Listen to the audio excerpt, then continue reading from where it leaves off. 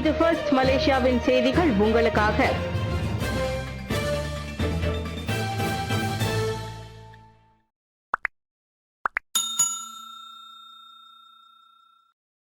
புத்தாண்டில் கொள்கைகளை நிலைநிறுத்த டிஏபி உறுதிப்படுத்தும் அந்தோனி லோக். டிஏபி தனது கொள்கைகளில் உறுதியாக இருப்பதை உறுதி செய்வதோடு 2026ஆம் ஆண்டில் நியாயத்தோடு அனைவரையும் உள்ளடக்கியதாக இருப்பதை உறுதி செய்வதாக அக்கட்சியின் தலைமை செயலாளர் அந்தோனி லோக் தெரிவித்திருக்கிறார். கட்சி நேர்மையுடன் தொடர்ந்து பணியாற்றும் என்பதோடு பொது நலனுடன் இணைந்த முடிவுகளை எடுப்பதுடன் பொருளாதார வளர்ச்சி மற்றும் மக்களின் நல்வாழ்வில் மாற்றங்கள் ஏற்படுவதற்கும் உறுதி செய்யும் என்றும் அவர் கூறினார். நல்லாட்சி, நேர்மை மற்றும் மக்களின் உண்மையான தேவைகளை அடிப்படையாக கொண்ட கொள்கைகளை பின்பற்றுதல் ஆகியவை நாட்டின் வலுவான எதிர்காலத்திற்கு அடித்தளம் என டிஏபி நம்புவதாக தனது புத்தாண்டு வாழ்த்து செய்தியில் போக்குவரத்து அமைச்சருமான அந்தோனி லோக் தெரிவித்தார். மலேசியர்கள் அதிக வாழ்க்கை செலவுகள் போன்ற பணவீக்கத்தால் அழுத்தத்தை எதிர்கொள்கிறார்கள் என்பதையும் வணிகங்கள் அதிக செலவுகளை சமாளிப்பதையும் அரசாங்கம் அறிந்திருப்பதாக கூறினார். மேலும் சுயநலத்திற்காக சமூகத்தை பிரிப்பதற்கு பதிலாக பிரச்சினைகளை தீர்ப்பதில் கவனம் செலுத்தும் ஒரு பொறுப்பான அரசியல் வடிவத்திற்கும் அந்தோனி லோக் அழைப்பு விடுத்தார். மலரும் புத்தாண்டு இந்திய சமூகத்திற்கு வலிமையையும் ஒருமைப்பாட்டையும் அளிக்கட்டும். தான் ஸ்ரீ விக்னேஸ்வரன். மலரும் 2026 புத்தாண்டு மலேசிய இந்திய சமுதாயத்திற்கு வலிமையையும் அரசியல் ஒருமைப்பாட்டையும் அளித்திட வேண்டும் என்று மைகா தேசிய தலைவர் தான் ஸ்ரீ SA விக்னேஸ்வரன் தெரிவித்துள்ளார். இந்திய சமுதாயம் இப்புத்தாண்டில் வளமும் நலமும் பெற்று தங்கள் அடித்தளத்தை மேலும் வலுப்படுத்திட எல்லாம் வல்ல இறைவன் துணை புரிய வேண்டும் என்று தனது புத்தாண்டு வாழ்த்து செய்தியில் விக்னேஸ்வரன் வலியுறுத்தினார். ஆட்சி அதிகாரத்தில் இருந்தாலும் இல்லாவிட்டாலும் மலேசிய இந்தியர்களின் அரசியல், சமூகம், பொருளாதாரம், கல்வி, சமயம் சார்ந்து தொடர்ந்து ஆக்ககரமாக மைகா தோய்வின்றி செயல்பட்டு வருகிறது.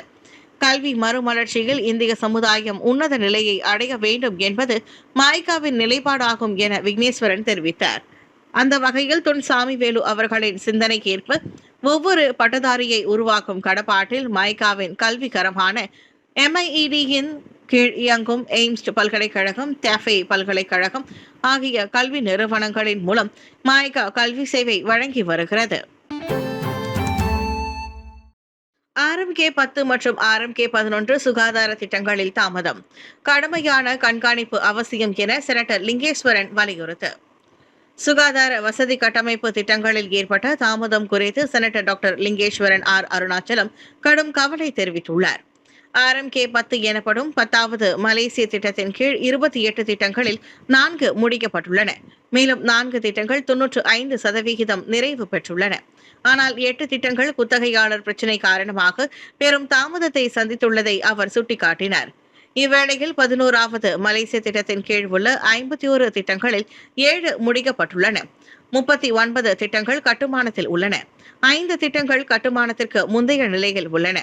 மேலும் தான் கேட்ட கேள்விக்கு சுகாதார அமைச்சான KKM வழங்கிய தரவுகள் அடிப்படையில் லிங்கேஸ்வரன் அந்த கவலையை வெளிப்படுத்தினார். COVID-19 தொற்று நோய், தொழிலாளர் பற்றாக்குறை மற்றும் பொருட்கள் விநியோக சிக்கலை தாமதத்திற்கான காரணமாக KKM கூறியுள்ளது.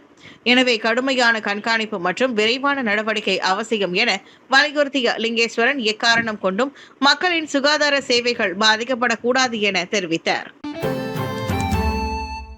இந்திய ஏற்றுமதியாளர்களுக்கு ஆஸ்திரேலியாவில் புத்தாண்டில் புதிய சலுகை. ஆஸ்திரேலிய அரசு இந்தியாவிலிருந்து ஏற்றுமதியாகும் விவசாய பொருட்கள் மற்றும் மருந்து பொருட்கள், உணவுப் பொருட்கள் மற்றும் ஆஸ்திரேலியாவுக்கு தேவையான இந்தியாவிலிருந்து ஏற்றுமதியாகும் அனைத்து பொருட்களுக்கும் இறக்குமதி வரியை தள்ளுபடி செய்து 2026 புத்தாண்டு பரிசாக அறிவித்துள்ளது. இதன் மூலம் இந்தியாவில் உள்ள சிறு மற்றும் குறுந்தொழில் அதிபர்கள், ஏற்றுமதியாளர்கள் என அனைத்து துறைகளிலும் உள்ள தொழில் நிறுவனங்கள் பயனடைய உள்ளன. இந்த அறிவிப்பின் மூலம் கடந்த ஆண்டை விட இவ்வாண்டு 50% ஏற்றுமதியில் விரிவடையும் என உலக தமிழ் வர்த்தக சங்க தலைவர் செல்வகுமார் தெரிவித்தார். இதன் மூலம் ஆஸ்திரேலியாவில் உள்ள சிறு குறு தொழில் செய்பவர்களும் இந்தியாவில் உள்ள சிறு குறு தொழில் அதிபர்கள் இணைந்து செயல்பட பல்வேறு வாய்ப்புகள் உருவாகும் என தெரிவித்தார். மேலும் ஆஸ்திரேலிய பிரதமருக்கு, இந்திய பிரதமருக்கும் உலக தமிழ் வர்த்தக சங்கம் தன்னுடைய நெஞ்சார்ந்த நன்றியை தெரிவித்துக் கொள்கிறது என அவர் கூறினார். புதிய ஆண்டு வரவிருப்பதை முன்னிட்டு தலைநகர் சுற்றுவட்டார சாலைகளில் போக்குவரத்து நெரிசல். இன்று புதிய ஆண்டு பிறக்கவிருப்பதை முன்னிட்டு நேற்று மாலை வரை தலைநகர் மற்றும் பல மாநிலங்களில் உள்ள முக்கிய நெடுஞ்சாலைகளில் போக்குவரத்து மெதுவாக நகர்ந்து வருவதாக மலேசிய நெடுஞ்சாலை வாரியமான LLM தெரிவித்துள்ளது. கோலாலம்பூர் மற்றும் கிளான் பள்ளத்தாக்கு பகுதிகளில் NKVE நெடுஞ்சாலையில் புக்கிட் லாஞ்சான் முதல் டாமன்சாரா பகுதி வரை நெரிசல் ஏற்பட்டுள்ளது. கெசாஸ் நெடுஞ்சாலையில் கோத்தகெமுனிங் முதல் சிஃபீல்ட் வரையிலும், சன்வே பிளாசா டோல் முதல் கென்டாரா வரையிலும் வாகனங்கள் மெதுவாக நகர்ந்து கொண்டிருப்பதாக தகவல்கள் வெளியாகியுள்ளன. மேலும் எலைட் நெடுஞ்சாலையில் புத்ரஜயா முதல் புத்ரா ஹைட்ஸ் வரையிலும், ஷா அலாம் முதல் எபோர் சாலை வரையிலும் மற்றும் USJ முதல் புத்ரா ஹைட்ஸ் வரையிலும் நெரிசல் பதிவாகியுள்ளது. NBE சாலையில் ஜாலான் டெம்ப்ளார் முதல் பந்தாய் டாலாம் வரையிலும், LDP சாலையில் பூச்சோங் உத்தாமா, பூச்சோங் இன்தான், பூச்சோங் இண்டஸ்ட்ரி முதல் பூச்சோங் ஜெயா, கெலானா ஜெயா முதல் டாமன்சாரா உத்தாமா போன்ற பகுதிகளில் வாகன ஓட்டம் மெதுவாக உள்ளது. மேலும் ஸ்பிரிண்ட் SKVE மற்றும் டியூக் நெடுஞ்சாலைகளிலும் அதே நிலை தொடர்கிறது என அறிக்கை கூறுகிறது. தலைநகரத்திற்கு வெளியிலும் நெடுஞ்சாலை நெரிசல் கடுமையடைந்துள்ளது. விலங்குகளை பாதுகாக்காத கால்நடை மருத்துவமனை குற்றத்தை மறுத்த மருத்துவமனை உரிமையாளர். பெட்டலிங் ஜெயா டாமன்சாரா டாமாயில் தனியார் கால்நடை மருத்துவ மைய உரிமையாளர் ஒருவர் தனது பக்குவமற்ற பராமரிப்பால் பூனை மற்றும் நாய் ஒன்று உயிரிழந்ததாக கூறப்படும் வழக்கில் நேற்று பெட்டலிங் ஜெயா நீதிமன்றத்தில் அக்குற்றத்தை மறுத்துள்ளார்.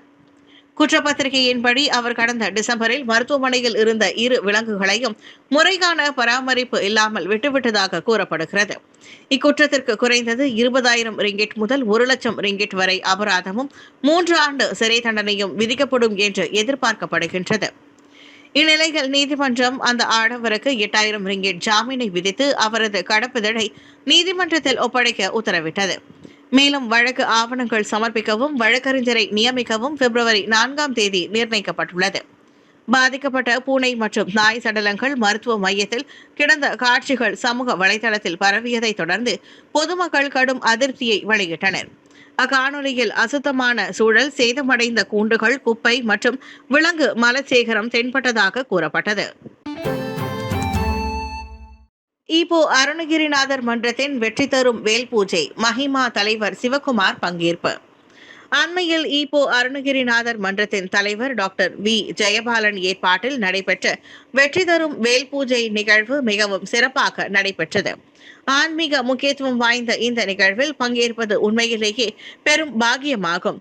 புனிதர் கோவிலூர் ஆதீனம் ஸ்ரீ நாராயண தேசிக சுவாமிகளின் தெய்வீக வழிகாட்டுதல் மற்றும் ஆசிர்வாதத்தின் கீழ் நடைபெறும் இந்த பூஜை வேலை, ஞானம், வலிமை மற்றும் வெற்றியின் நித்திய அடையாளமாக போற்றுகிறது என இந்த நிகழ்ச்சியில் கலந்து கொண்டு சிறப்புரை ஆற்றிய போது டத்தோ சிவகுமார் தெரிவித்தார். சக பக்தர்களுடன் பிரார்த்தனையில் சேருவது, திருப்புகழின் புனித பாராயணங்களை கேட்பது நமது சமூகத்தின் கூட்டு நல்வாழ்வு, நல்லிணக்கம் மற்றும் செழிப்புக்கான தெய்வீக ஆசிர்வாதங்களை பெறுவது ஆசிர்வதிக்கப்பட்ட ஒன்றாகும். அன்பான அழைப்பிற்காகவும் நமது ஆன்மீக மற்றும் கலாச்சார பாரம்பரியத்தை பாதுகாப்பதற்கும் மேம்படுத்துவதற்கும் அவர்களின் அசைக்க முடியாத அர்ப்பணிப்புக்காகவும் தலைவர் மற்றும் ஏற்பாட்டு குழுவிற்கு தனது மனமார்ந்த நன்றியையும் பாராட்டுகளையும் சிவகுமார் தெரிவித்துக் கொண்டார். தைப்பூசம் மற்றும் கூட்டரசு பிரதேச தினத்திற்கான மாற்று விடுமுறையை கட்டாயம் வழங்க வேண்டும். அடுத்த ஆண்டு வரவிருக்கும் தைப்பூசம் மற்றும் கூட்டரசு பிரதேச தினம் பிப்ரவரி 1ஆம் தேதியன்று, அதாவது ஞாயிற்றுக்கிழமை அன்று வருவதால் கூட்டரசு பிரதேச அரசு அறிவித்ததன்படி தனியார் துறை முதலாளிகள் பணியாளர்களுக்கு கட்டாயமாக மாற்று விடுப்பை மறுநாள் திங்கட்கிழமை வழங்க வேண்டும் என்று அறிவுறுத்தப்பட்டுள்ளது. கோலாலம்பூர், புத்ரஜயா மற்றும் லாபுவான் ஆகிய பகுதிகளில் கூட்டரசு பிரதேச தினமான ஹரி விலாயா பெர்காஸ்தான் கட்டாய பொது விடுமுறை என்பது குறிப்பிடத்தக்கது.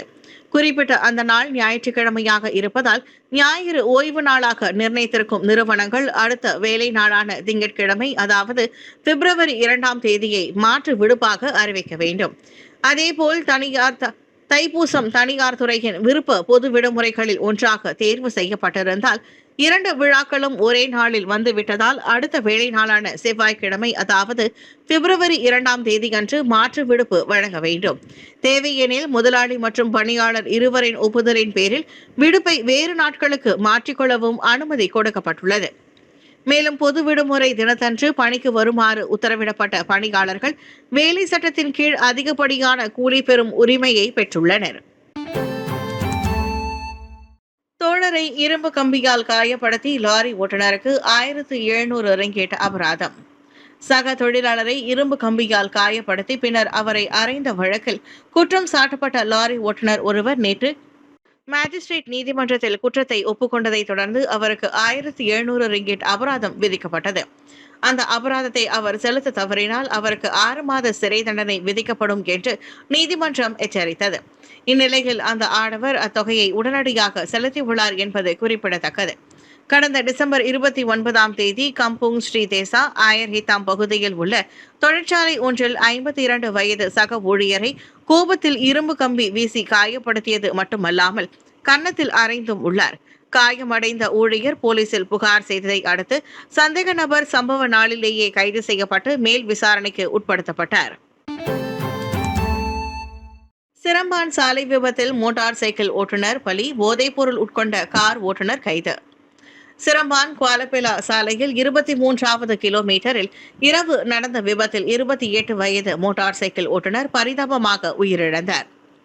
இவ்விபத்து ஃபெரடுவா விவா கார் மற்றும் ஹோண்டா மோட்டார் சைக்கிளுக்கு இடையே ஏற்பட்டது என்று குவாலபிலா மாவட்ட போலீஸ் தலைவர் சூப்பரிண்டென்டென்ட் முகமது முஸ்தபா ஹுசைன் தெரிவித்தார். சிரம்பான் நோக்கி சென்று கொண்டிருந்த கார் ஓட்டுநர் வேக கட்டுப்பாட்டை இழந்து எதிர் திசை சாலைக்குள் நுழைந்து மோட்டார் சைக்கிள் மீது மோதியதாக ஆரம்ப விசாரணையில் தெரிய வந்துள்ளது. இந்த சம்பவத்தில் மோட்டார் சைக்கிள் ஓட்டுநர் சம்பவ இடத்திலேயே உயிரிழந்தார் என்பது குறிப்பிடத்தக்கது. மேலும் சம்பந்தப்பட்ட அந்த கார் ஓட்டுநர் சிறிய காயங்களுடன் உயிர் பிழைத்துள்ள நிலையில் அந்நபர் போதைப்பொருள் உட்கொண்டதும் சிறுநீர் பரிசோதனையில் தெரிய வந்துள்ளது. இந்நிலையில் போலீசார் மேல் விசாரணையை தொடங்கியுள்ளனர் என்பது குறிப்பிடத்தக்கது.